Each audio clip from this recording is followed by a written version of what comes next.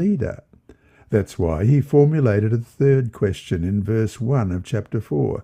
What if they do not believe me or listen to me?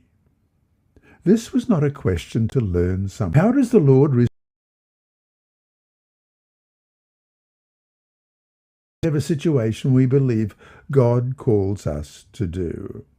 Well, let's read that now. Exodus chapter 4, verses 10 to 18. Then Moses said to the Lord, O my Lord, I am not eloquent in his mouth, and I will teach you what you shall do.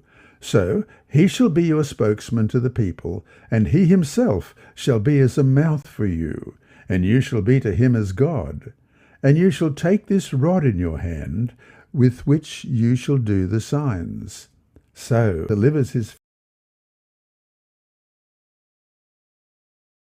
Please send someone else, in Exodus chapter 4, verse 13. In response, God tells him that he is already sending his brother Aaron to meet him for support. Finally, Moses silently concedes, you are a husband of blood because of the circumcision. And the Lord said to Aaron, Go into the wilderness to meet Moses. So he went and met him on the mountain of God and kissed him. So covenant of Genesis 17, verses 10 to 12. This is my covenant which you shall keep between me and you and your descendants after you. Every male child among you shall be circumcised, and you shall be circumcised in the flesh of your foreskins, and it shall be a sign of the covenant. 155 and 255 and 256, we have this reading. On the 6, we have this reading. On the way from Midian, Moses received a startling and terrible warning of the Lord's dismissal. His life could be preserved only through the protection of holy angels. But while living in neglect of a known duty, he would not be secure, for he could not be shielded by the angels of God. What should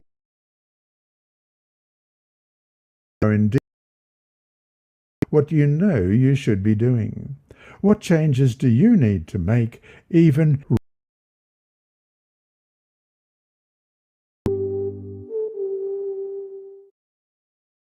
Friday, July 11, further thought. The dramatic burning bush call was probably the most transformative experience in Moses' life.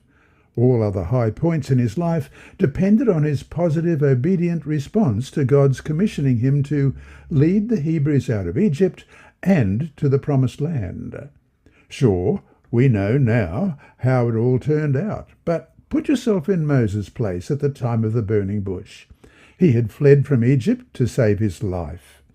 A new generation of Hebrews had come on the scene over the 40 years, many of whom probably knew little about him, or maybe even when they heard about him was wrong, filtered through stories that over time got distorted.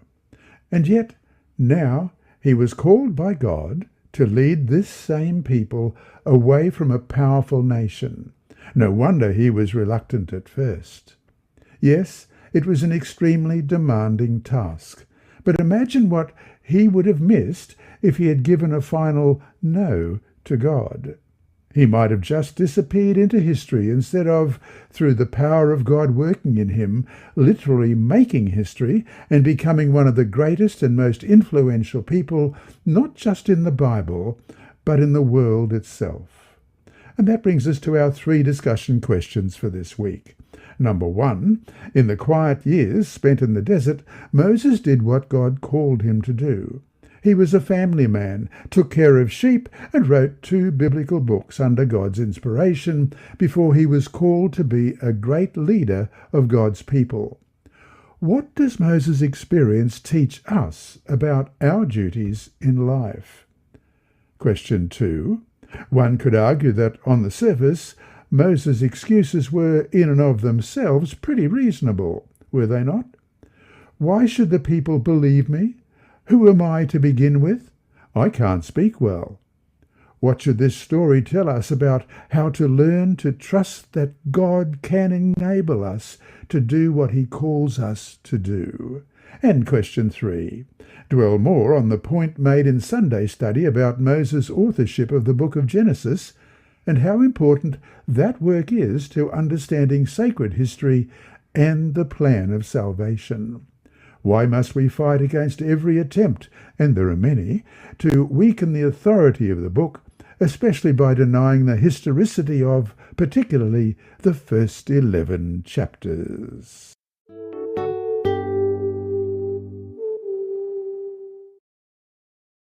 A Transformed Mind by Andrew McChesney.